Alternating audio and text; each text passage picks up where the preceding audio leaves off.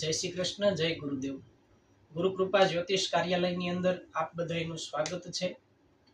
તો આજે આપણે એક ટોપિક ઉપર ચર્ચા કરવાના છીએ કે ખરેખર આપણે વાસ્તુ શા માટે કરવું જોઈએ. એમ ઘણા બધા ક્લાયન્ટનો, ઘણા બધા યજમાનોનો એવો બધો પ્રશ્ન હોય છે કે મહારાજ આપણે વાસ્તુ શું કામ કરવું જોઈએ, વાસ્તુ કરવાના શું ફાયદા છે.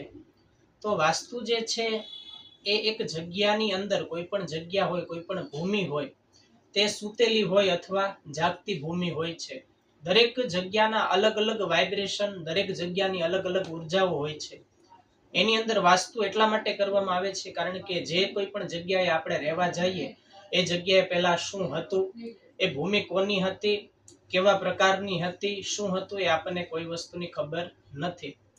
પછી એ ભૂમિની અંદર કાષ્ટ, શલ્ય, મેદિની, પાષાણ દોષ, આ બધા દોષો લાગે કે જે લાકડા એની અંદર વપરાવામાં આવેલા છે, જે કંઈ પણ ઈટ, રેતી, કપચી, માટી, જે બધું વપરાવામાં આવેલું છે એ કેવું છે એ પણ આપણને ખબર નથી. પછી જે કોઈ પણ મજૂરો છે એ ત્યાં કામ કરે છે તો એને પૂરતું મહેનતાણું મળ્યું છે, નથી મળ્યું, એ આપણને ખબર નથી.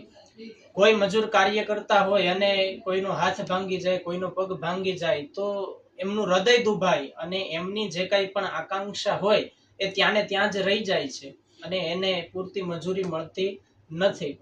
અને એના નિહાકા જે લાગે અને એ મકાન પછી આપણે ખરીદીએ ને એ મકાનમાં જો આપણે રહેવા જઈએ તો આપણને આગળ ગ્રોથ કરવા માટે સક્સેસતા મળતી નથી.